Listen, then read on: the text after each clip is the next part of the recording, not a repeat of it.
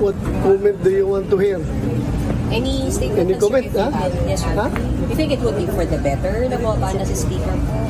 Kung napalitan po siya? Ano ba siya? Bumaba? O Nag-resign na po. nag-resign siya? Yes, po, sir. Is that a sign of guilt? Nako po, patay tayo dyan. Siya nag-resign? Oh. Ha? Sign of guilt ba yun? Guilt No. about what, sir? About the accusation. Tatanong mo pa kung anong guilt? Ito namang... Is it obvious? About problema natin sa flood control. Oy, sagutin nyo nga muna yung tawag. Tawag yung tawag, in-interview. I don't know kung anong, bakit siya nag-resign. Ha? With the new leadership, sir, do you think would be good both for the House and the Senate, sir? Under Speaker Boji, sir? It remains to be seen.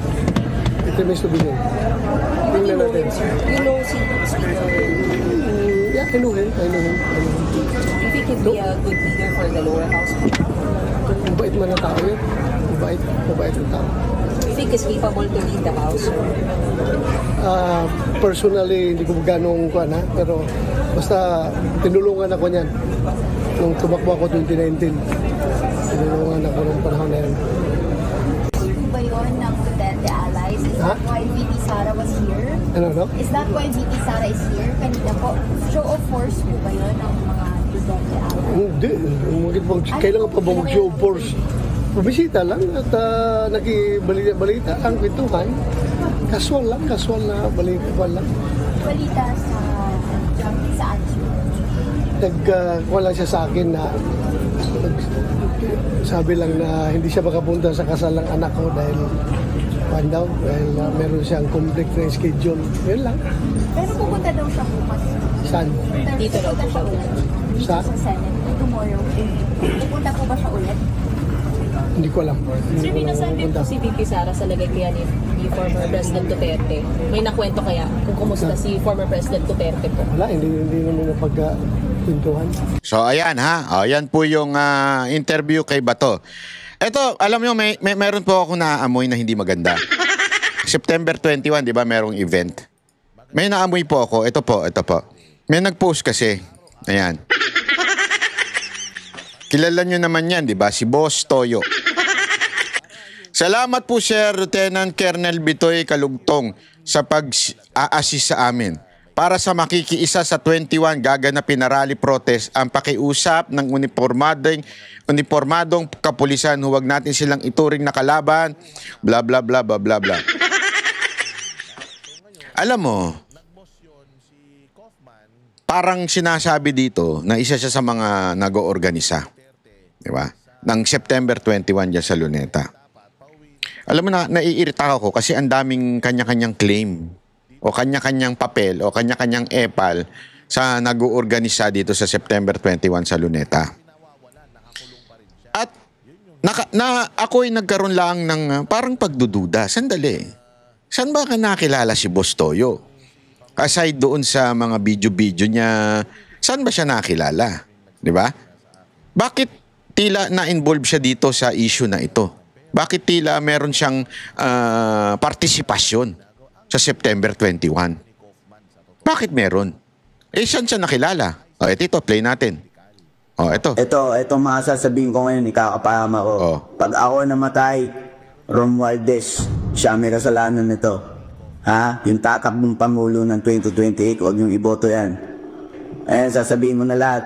Ang galamay niya, sila Erwin Tulfo, Toyo, Rendon, Nico David, Maadago, at iba pa mga tao.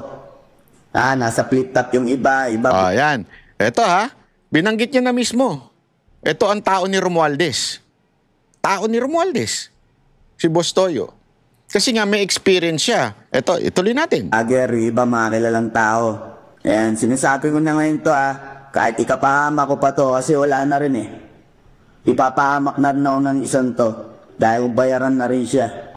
Bayaran. Ibig sabihin, bayaran na rin siya. Ibig sabihin, yung mga una niyang binanggit, mga bayaran. At sino yon? Di ba, binanggit niya sa una, si Romualdez. So, kung i-connect mo yung statement nitong boss tama na to, si Romualdez nagbabayad sa mga personalidad. Sino yung mga yon? Binanggit niya kasama si Boss Toyo doon. Hindi po ako nagsabi niyan, ha? Hindi po ako. Itong si Lakas Tama nagsabi, yung vlogger. Nakasamahan nila. Diba? Nakakatropa-tropa nila. So, kung si Boss Toyo ay bayaran ni Romualdez, di umano, allegedly, sabi nito ni Lakas Tama, anong ginagawa niya doon sa September 21? Na-rally sa Luneta. Diba? Ano ibig sabihin nito, mga kababayan? Ibig sabihin ba yung September 21? May Trojan horse doon? O isang September 21 ay sinusubukan lamang pababain ng eskilasyon? Di ba? At sinasabing, oh, mapayapa, hindi ito ano... Hindi, you understand what I mean? Ano ang implication nito, mga kababayan? Kayo nga magpaliwanag sa akin. Anong implication nito na bakit si Boss Toyo ay nagpo-promote nung September 21 na itong si Boss Toyo ay allegedly binuking nito ni Lakas Tama na bayaran ni Romualdez? So, ibig mo bang sabihin yung September 21 na rally dyan sa Luneta ay inurgarsina ng mga tao ni Romualdez? Hindi, ako nagtatanong lang ako, ha. Can you clarify this? Yung totoong organizer ng September 21 dyan sa Luneta, can you please clarify this? Kasi nakaka-frustrate ito eh. Tandaan ninyo, sinabi ni Lakas Tama, tao ni Romualdez yan, binayaran yung, ito, sinabi, Ipapahamak na ng isang to dahil bayaran na rin siya. Bayaran na rin siya. So, ibig sabihin, yung mga binanggit niya, mga bayaran na rin, di ba? Kasama yun. Kasi bayaran na rin siya. Alam naman, babanggitin niya yung bayaran na rin kung hindi naman nabayaran yung mga nauna. Di ba? You understand what I mean? So, sana sa September 21 rally na magaganap sa Luneta, yung totoong organizer, can you clarify this na hindi ito inorganisa na ng Romualdez? Baka naman isang pautot lamang ito ng mga Romualdez at Marcos. Sabagay, mag-offer rin pa ako eh. Yung kaban ng bayan na pera na ginagamit sa mga influencer para protektahan ng pangkokorap. Yun yung sinabi. So, I hope this, itong magrarally ito sa September 21 sa Luneta, ay i-clarify ito. Kasi hindi tama ho ito. Kasi kung ganyan naman din pala, puta, more na naman tayo. Gaguhan lang tayo. Wala na naman pala itong saysay itong ipaglalaban natin. Kasi again, hindi ko sinabing sumigaw kayo ng Duterte. Hindi na sinasabi ko. Dapat, anti-corruption. Yun ang issue doon eh. Di ba? Yun ang dapat ang issue. Kaya nga, ladies and gentlemen, ako kung ako tatanungin nyo, dito na lang ako pupunta. Dyan. Sa Liwasang Bonifacio. At least malapit-lapit sa Malacanang. Ano ibig mo sabihin, Banat Bay, na malapit-lapit sa Malacanang? Hindi, at least kakaway lang tayo. Oy! Pag sumigaw tayo, maririnig tayo. Oy! Di ba? Sa Luneta, di pa tayo maririnig doon. At least dyan, maririnig tayo ng Malacanang. Oy! Magbago na kayo, mga animal. Ganon, di ba? Tama mali. Kaya dyan ako pupunta kasi at least malapit-lapit. Kami ang boses ng masa, hindi natatakot. Katotohanan lang, di kami nalulunod.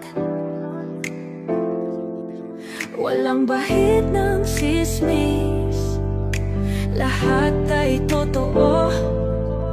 Kahit sino ka pa, pag mali ka, babanatan ka.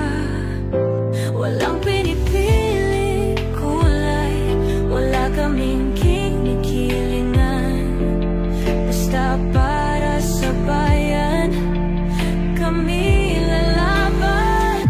Pagdama palakpakan, pag mali banatan. Di matitinag, di matatakot, para sa bayan tuloy ang sigaw. Sa harap ng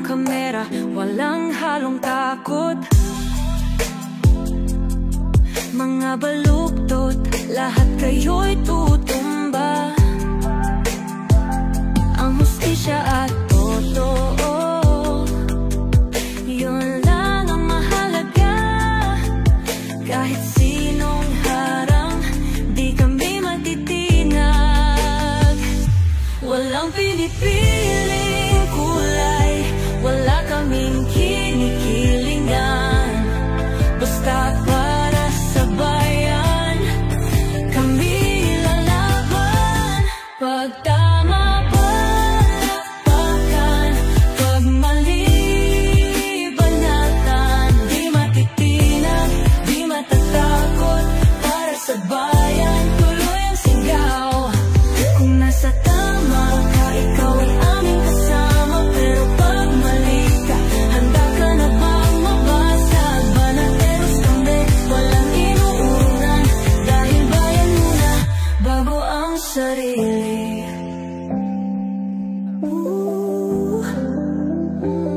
Bago ang sarili.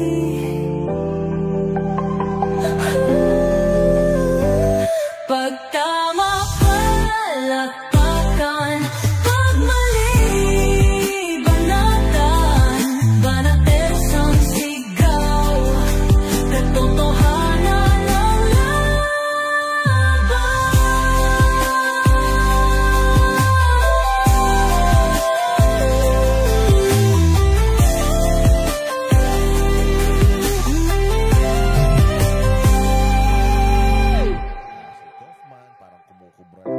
Sa harap ng kamera, walang halong